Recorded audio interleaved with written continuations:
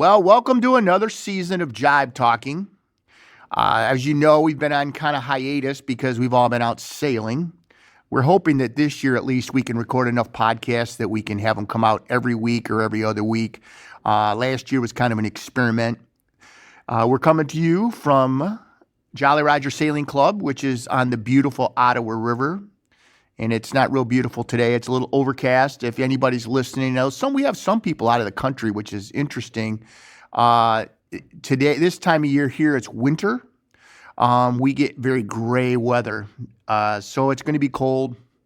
It'll probably, although this winter's been warm, they're saying the lake is the warmest it's ever been at this time of year. I was just talking to one of my friends. So it's kind of an unusual winter. So today I'm going to let everybody introduce themselves. We have kind of we haven't done anything about museums, so we're going to do something. We have now, what is your title? I'll let you introduce yourself. Hi, so I'm Kate Fineske. I'm the new executive director at the National Museum of the Great Lakes. And then we also have Christina Columbus. I will be helping co-host some of the podcasts moving forward. You didn't seem excited about that. I'm very excited. Okay. I was more thinking about you talking about the weather and that I just saw that we might get some snow today. All right. Well, just so everybody knows, Taylor Swift will not be on our podcast today, although the Kelsey brothers and Taylor Swift would sure bump our numbers up, I'm sure, but he's not going to be here, so don't worry about it. So I know when I talked to you initially, Kate, that you were the PR person, and then this is a new position for you, It's a new right? position. I joined the museum in 2019. I was the senior director of institutional advancement, oversaw all its communications and marketing initiatives, as well as all of its fundraising and all of our community partnership work. And, the museum's really grown over the last couple of years, and there's been a lot of changes happening. I'm really excited to take over as new leadership there. I have to say, last summer first of all, how long has the museum been there? Let's just start there. Yeah, so the museum moved to Toledo in 2014, but it's owned and operated by the Great Lakes Historical Society, which has now been around and operating almost 80 years now. So the organization has a really deep history across the Great Lakes. It actually began in the basement of the Cleveland Public Library. And in the mid-'50s, it moved to Vermilion, Ohio, and opened up its first museum there, really looking to expand, and moved here to Toledo in 2014. So I joined the museum in 2019, and as I mentioned just earlier, and it's seen a lot of growth happening. Of course, we threw in a little thing called the pandemic in between all of that, which really threw in a little bit of a wrench into some of our plans. But the last couple of years in particular, the museum has seen exponential growth, especially with the opening of the new Glass City Metro Park there. I got to tell you, that park is awesome. Mm-hmm. We were down there. Those of you have not gone to that Glass City Metro Park, it's really right next to the museum, right? Yeah, absolutely. I look out my office window and there it is. And they have kind of I think a very unique setup where they have like, I don't know how to put it, like a map on the ground of how the waterways spill into the lake. Yeah, so they have something called the Mini Mommy. There you go. Which is actually a splash pad. And the whole park is really based around the water. And it's just a really cool, unique way. It's been a wonderful way for the museum to start interacting even more closely with our local population because, believe it or not, over 60% of our members and our visitors are located outside of Lucas County. And that stems from the fact that we've been around for a really long time and just more recently moved to the Toledo area. But with the opening of the Glass City Metro Park, we've really started to see an increase in our visitation from a local standpoint. In fact, visitation this last summer increased 46% at the museum. How many visitors a year are you estimating that you have come through your doors? Yeah, we grew over 9,000 visitors this last year. We're over 30,000 visitors in the last year. The year prior to that, we were at 21,000 visitors. So we see a good amount of folk, and we're open all year round. We do have seasonal changes as far as our hours. So in beginning November 1, which is our, I don't know if I'd call it an off season, but it's our winter season, we are only open 6 days a week, so closed on Tuesdays. And then beginning May 1, we open 7 days a week. Now, myself having lived here for my whole life, for the first time ever, visited the museum this last summer, and I was floored. I mean, first of all, the size of it. From the outside, it doesn't look as big as it is. Nope. And second of all, just the amount of displays and the interesting displays. And the nice thing about it is if you boat at all, this is like kid in the candy store. Even if you don't boat, though, this area has such a rich history, I mean, tied to the port. Yeah. I mean, I think about even my dad, who grew up, when I grew up, he was a railroader, and he used to work at the docks. And, I mean, there's so much. And the Fitzgerald used to dock in Toledo. Yeah. Yep. So, and we have a lot about all of that context wrapped around the museum. Let me give you a little bit of an idea, or at least let me give your listeners an idea of what to expect if they came to visit the museum. So we do have 11,000 square feet of interior museum exhibit space that's open all year round. During our summer season, which, as I mentioned before, begins May 1st, ends at the end of October, we have 2 museum vessels that are also open, a 617-foot lake freighter that is fully restored and explorable, the Colonel James M. Schoonmaker, that launched in 1911, and we have an audio walking tour through there so that you can really hear and learn and understand the deep-rooted history of that particular vessel. And then in 2019, just prior to my arrival to the museum, we were joined by the Museum Tug Ohio, which is a tugboat that's been slowly fully restored and is also fully tourable. In 2020, end of 2020, we brought the pilot house from the St. Mary's Challenger, and we're currently in restoration efforts of that particular artifact that's on our museum grounds. It is from a vessel that is thought to be the longest sailing vessel in the world. 108 years it plied the Great Lakes, and its hull is actually still operating as a tug barge. And one of the most incredible stories, when we brought that pilot house and put it on the museum grounds, it was really delayed because it was sitting in Midwest terminals, being stored for a while when the pandemic hit, and it took us a while to get it moved over. So we eventually, one snowy, very cold day at the end of December, we brought that pilot house down the Maumee River, and at the same exact time, the hull of the St. Mary's Challenger, the tug barge, was passing through. Of all the places on the Great Lakes that it could have been, was passing us by at the exact same time. It was really an incredible story.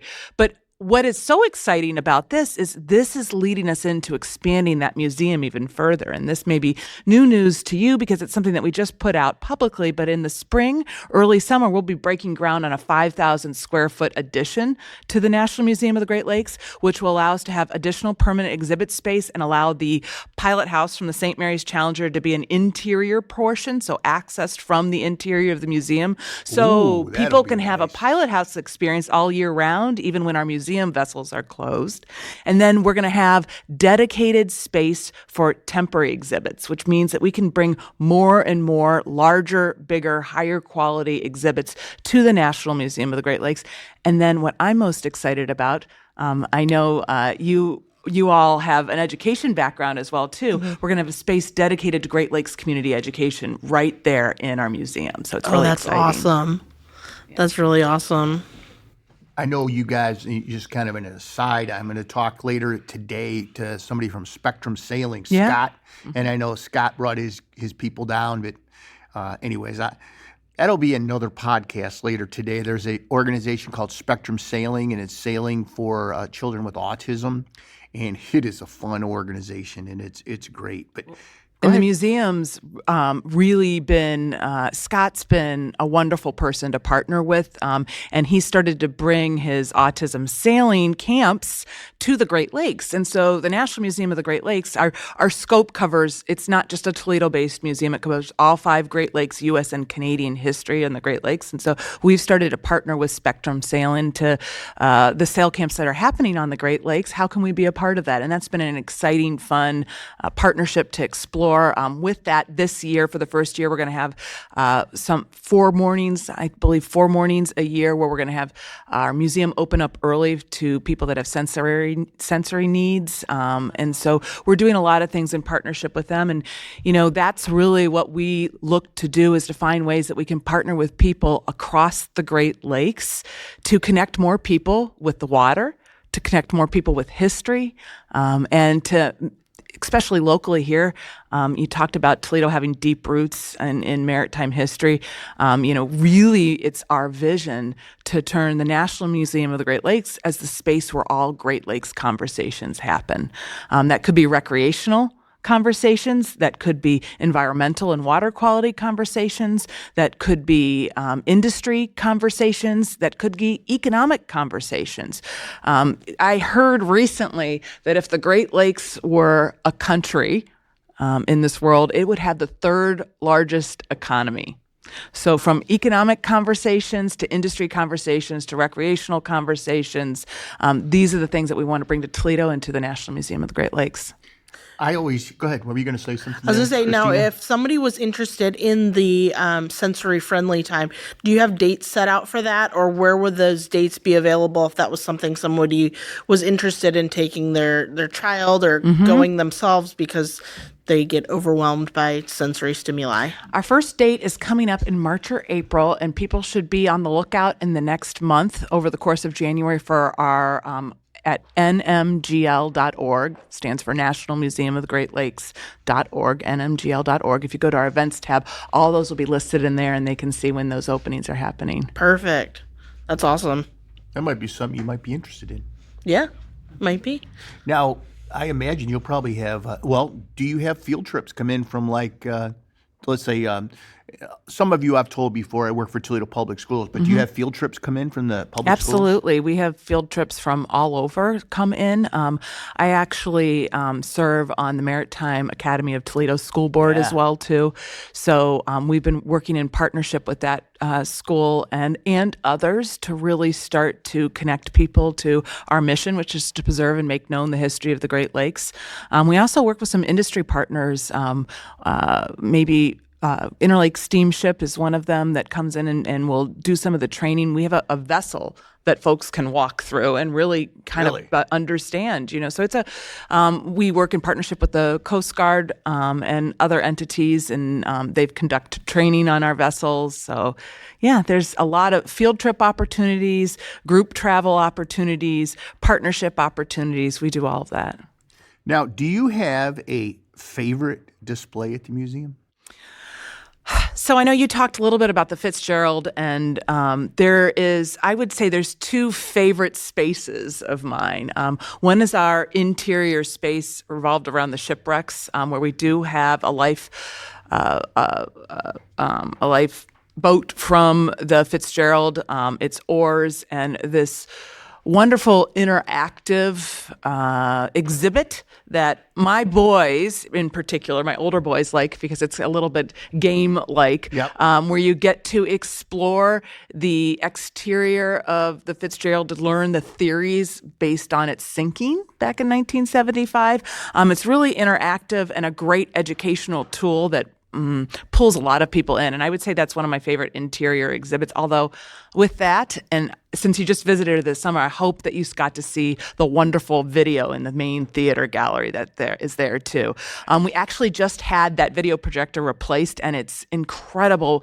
The video was incredible before, and now it just seems that much more vivid. I just watched it for the first time the other day, actually. But my other favorite space at the museum is actually the engine room inside the Colonel James M. Schoonmaker Museum vessel. I didn't go into the vessel. Yeah, so if you get a chance, come back. The vessels are incredible, and our museum ship is just the restoration efforts that they have done there have, second to none. It's unbelievable. So one of my favorite spaces really is that engine room. And I will tell you, not even looking at the historical spaces in the context, ever want to see the best view of downtown Toledo, it's on top of our vessel down there. We just have a magnificent view, whichever direction that you're looking at. In fact, members are invited to spend the 4th of July and watch the downtown fireworks on board our vessels. No way. And it's a really cool opportunity. So if you want to become a member, well, what would that entail? Let's just talk about that, since that's awesome. And Yeah. how much does it cost? What kind of level do you have to do to be able to do that? Any member. So we have from an individual member to family members to Inland Seas members, where they receive the journal.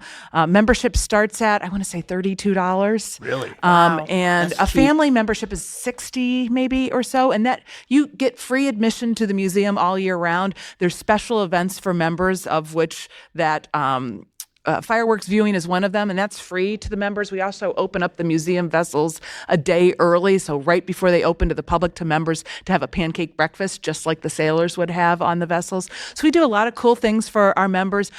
Just on that same note, I always like to talk a little bit about how the museum functions, because people don't always realize that. We actually have 2,700-ish members at any given time, of which a majority of those members are based outside of Lucas County. Which is incredible. Our revenue is generated in 3 different ways: through our memberships, through point of sales, which means our visitors, our programs, our museum store, and then through donations. And it's essentially a third, maybe a little bit higher in donations. But that has been, I like to point this out, we are not a federally or state or locally funded organization. So there is a cost associated with, entering the museum, but it all goes back to supporting our mission, which is to preserve and make known the history of the Great Lakes. Now, I think I saw on your site that you guys conduct underwater archaeology. Now, as a diver, certified diver, I thought that sounds kind of interesting. Tell me about that. Yeah, so we have one of our senior staff members, Carrie Soden, who's been with the museum now for almost 20 years, I think 18, 19, 20 years, somewhere around there. She is just an incredible resource for us. She helps coordinate and work with MAST, which is its own 501c3 that does training. They work with our divers to train on how to measure and calculate and just research some of the shipwreck vessels that are found specifically in the Lake Erie area. And Carrie has she's a magnificent resource for us. If you ever go into the shipwreck area of the museum, there are artifacts that she's been, so close to. One of the bells that we brought in, she actually was the one that received permission, because it is illegal to take an artifact from a sunken ship in the water now. So you have to get permission. This was a bell that could have been eventually just gone in the water from what it was made of. And she was able to take it out and really stabilize it and bring it to our museum and tell that story. She has a chemistry background, and it's just incredible. So I think a lot of people don't realize the number of intact wrecks, or I should say maybe intact, but quality wrecks that are in the Great Lakes, because A, there's no salt water, and B, it's cold water. Yep. And if you go up around, I know they have a lot of wrecks up around Point Peely. I know they've been a number of wrecks over the years. And but I don't think people realize that actually the Great Lakes are actually rather treacherous to fly as a sailor, as a merchant. In fact, back I was doing some reading historically. I know, I just was reading this book about the what they called it, White Hurricane, was about the largest. 1912, I think, around there. Good memory. We have an exhibit on it. You do? I guess I didn't see that. It's back by the shipwreck area, and it was one of the most treacherous nights on the Great Lakes. Hundreds of vessels were impacted and either left stranded or sunken, or had issues connected to that one single storm that was, just a 12-hour period of time.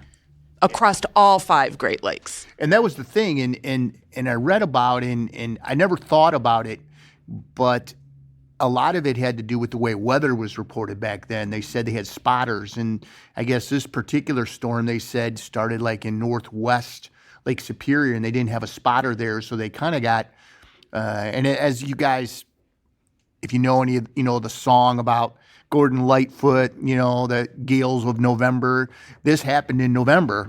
And Lake Erie in Cleveland the day before was in the mid 50s, and the next day it's like 22 inches of snow or something like that. And it was a terrible disaster. But people don't realize that storms in this area can come up super quick. In fact, when I went out to California to rent a sailboat, I didn't know if they'd rent me one. And some of my friends here at Jolly Roger said, just tell them you sail on Lake Erie, and then if they're on the bubble, they'll say okay. And I thought they were kidding.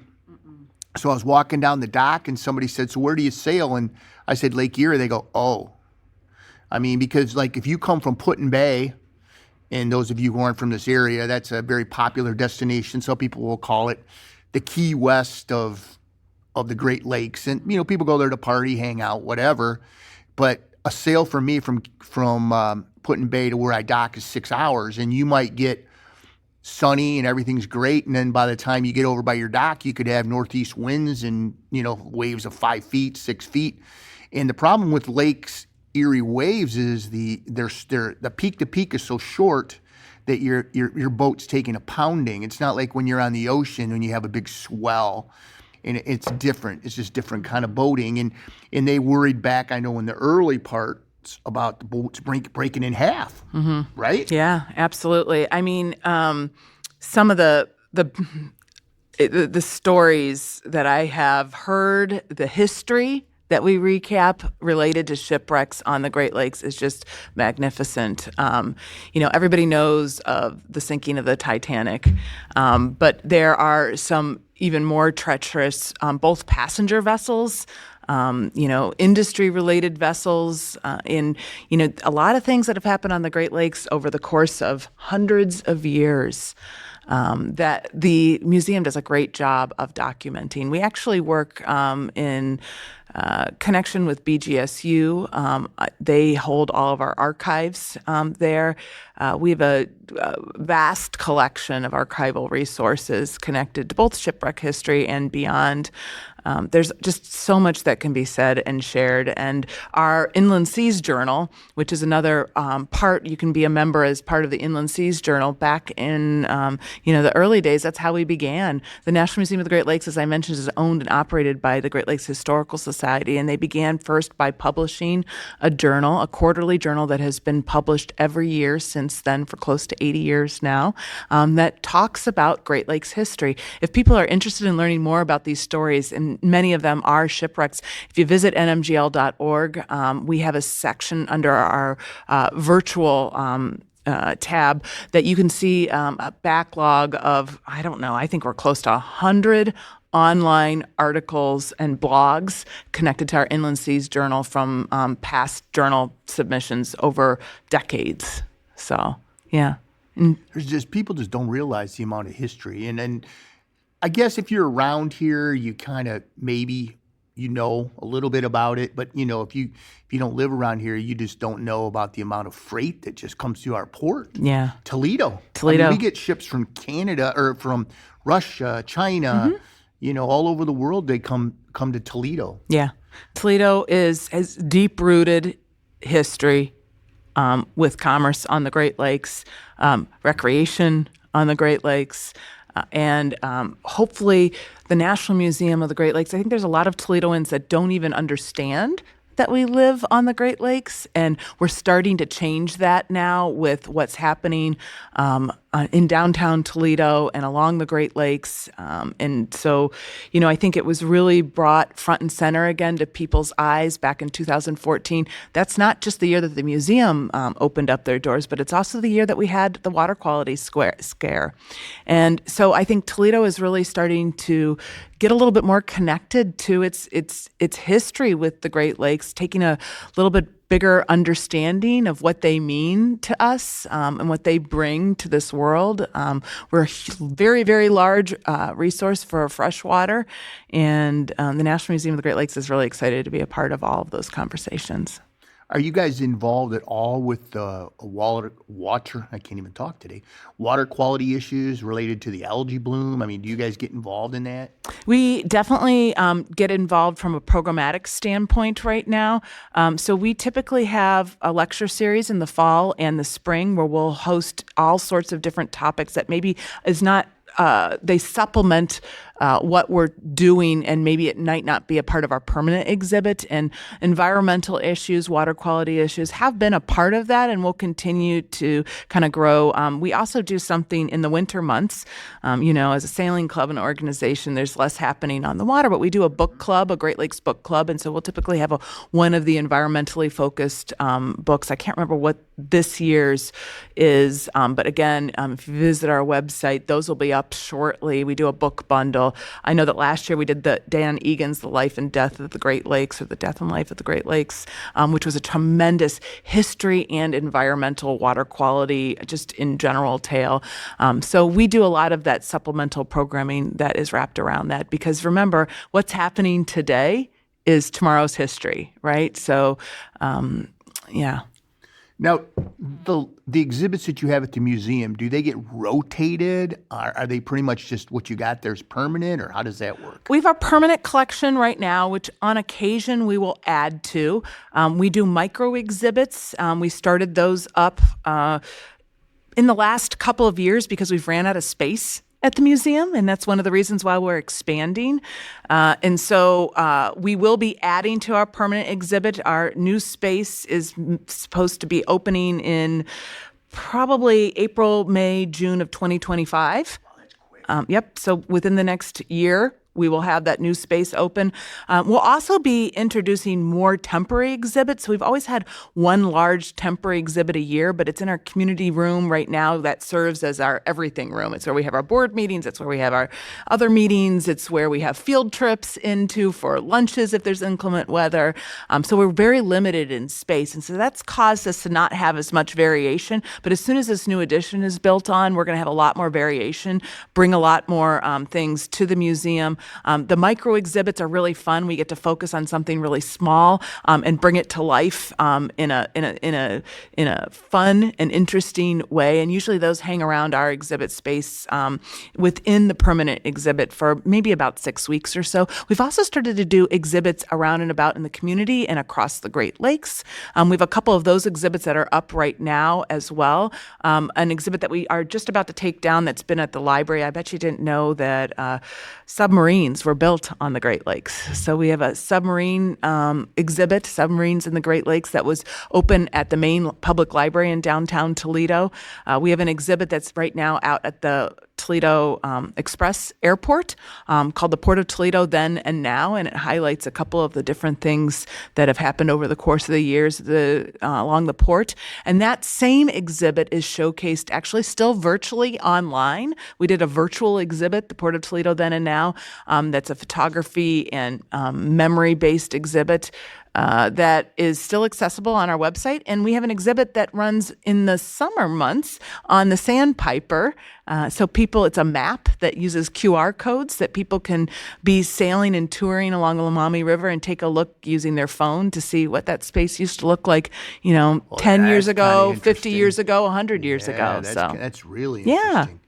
So let's say we wanted to visit the museum. What's a daily, somebody says, I just want to check it out, and how much does it cost for the day to go in? If you're just going to see the interior museum exhibit space, that is, I believe, $11 right now. Children 5 and under do get in free. And this is time sensitive, but I'll say that over the course of a year, we do manage, especially for people locally, it's a little bit more accessible, but we have a couple free days that we usually open up the museum for free. One of them is coming up, as you mentioned. It's winter here now in the Toledo area, so we open up over Martin Luther King holiday weekend for free on that Saturday, Sunday, and Monday, and that's the opening of the interior exhibit. Now, when the museum vessels are open, if you want to see both the vessels and the interior of the museum, that is at $17. So, and again, membership's fairly affordable. So buying a membership allows you access as much as possible to that museum, multiple times a year, as many times as you like. And it also gives other advantages. If you buy the Inland Seas-based membership, you used to get that journal quarterly in the mail, too. I like the fireworks. That's when when you say fireworks, I was saying, I'm in for that. Now, do you rent out your space? Like, if somebody wants to come in, do you ever have people have weddings or parties or in there? So we do have rental space. It's our community room right now, which is in high demand, and it's our only extra space. Once our new addition is built on, we'll have even more space to be able to do that. We do rent out the museum space after hours. Our museum is open from 10 until 5, 6 days a week, and on Sundays from noon until 5. So we often have spaces. For instance, we hold the Toledo Regional Chamber of Commerce legislative breakfast at the museum, or we have for the last couple of years in the springtime. So we do a lot of different things. We've had a wedding or two, usually smaller, that have been connected to the museum. But, first and foremost, we're not necessarily a rental space. And because we've had space issues, that can become a little bit of a challenge. But we're really looking forward to this addition. What if somebody says, I have an artifact, the museum would be maybe interested, and I want to donate? What would they do? How would they contact you? Contact us through our website. We have a donation link right up top. They'll be put in touch with our collections coordinator that will take a look into that and let them know whether or not it might be something that would be viable for our collection. How about if they want to donate money? Same way? Course, same way. Just head to our museum, call the museum, swing by the museum. We have a donation page online. You can make it over the phone. And we love to connect people with what we're doing. We appreciate all those funds that we receive, and they really go a long way into helping us continue to expand and further our mission. I mean, it takes money. It always does. It does. Yeah. Well, you have a beautiful space down there at the museum. If anybody has any interest in shipping in the Great Lakes, it's worth stopping by to see it. It's beautiful. It's a gem, I think, in Toledo. A lot of people don't know about because once you go there, like I said, I went with my son-in-law who is a sailor. Actually, he's in the Navy, and he was just amazed, and we just walked around, and it was like we want to go back because even though you think it's only, it's not that big, but it's still, you need to go back more than one because you want to read everything. Yeah. Oh, it is literally from top to bottom of every single wall is covered in, and it's meant for anybody. Any learning style, any age, if you're a reader, if you're a visual person, if you like to do things, all of those things provide opportunity to connect with history related to the Great Lakes. And, it's just really an incredible space. We're growing that space, and I invite everybody to come down. We love when you are expressing exactly what we hear from almost every single one of our guests. Wow. This is way more than I ever anticipated, and I hate being the best kept secret in Toledo. We're going to start to change that, and it takes a while being the new cultural entity in town, but there's a lot of excitement happening, especially on the east banks of the Maumee River, and so we are excited to be a part of that. Yeah. The nice thing too is it actually for kids too, because like you said, there's something. If you can't read, you can look at the boat in there. You can look at the ship's bell in there. You can look at. There's nothing that they can't touch, too. And so I like to tell people, this is not a thing where, oh, my God, you can't touch that, the buzzer's going to go off or whatever. It's whatever. Like the Museum of Art, like the docent comes up if you get within 50 feet or if It's a different type of museum than that, and it's meant to be really explored by anybody. In fact, we're starting to do a lot more kid-friendly things. Over the summer, we have our Captain Scupper's Kids Camp program. They're not week-long type things. They're day activities meant and targeted at different ages. We have a tug life, a crew life, a Captain Scupper Song Fest, which is for 0 to age 5 with parents. Really, just anything. We love to connect all ages with maritime history. That is awesome. That is awesome. That sounds really cool. Well, I heard you mention something about Great Lakes Fest. Why don't you tell us about that? Yeah, in the summer we have something called Great Lakes Fest, and it's something that we've been doing for a while now, but we just connected with the Toledo Antique and Classic Boat Show, and so we host a boat show and a full day of Great Lakes fun. And we have antique boats that you can explore, activities. It's a full family event. Really a great opportunity to come down to the museum. You can come by boat. You can come by car, whatever you'd like, and come and visit us. It's a wonderful day to visit the museum. Yeah, we have a pretty cool downtown with just being able to bring your boat down to eat, being able to come down to see. I mean, it's just, if people haven't been here before, you come up the Maumee River and it's just amazing. You go eat at the docks. We have one of the largest outdoor murals now down there. Yeah, it's really cool, the Glass City River Wall. So Toledo, the downtown Toledo is actually anchored by maritime history with the largest mural ever on the ADM grain silos, and then the National Museum of the Great Lakes and everything in between. And there are some places connected to the museum that sailboats and boaters can come in and dock their boat. They have seasonal but also daily rates, and I believe those are rented out through the Metro Parks right now. So you just call the Metro Parks main number. That's pretty neat. I didn't know about that. Trey, did you know about that? Did you? There's a little marina dock down there.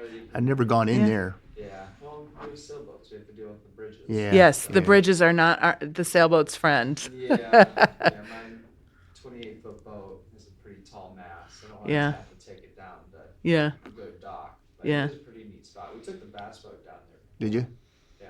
It's kind of cool to go up. And my wife and I have been to the museum. We love the museum. Yeah, cool. Good. Well, thank you for coming in today, Kate. I'm pretty excited about going to the Free Day over Martin Luther King. I know I'll be over there myself, and would like to go through the museum again. So thanks for coming in, Yeah. and we look forward to coming to the museum this summer. Thanks for having me. Great to meet you both. Nice to meet you. That was awesome. That was some cool stuff.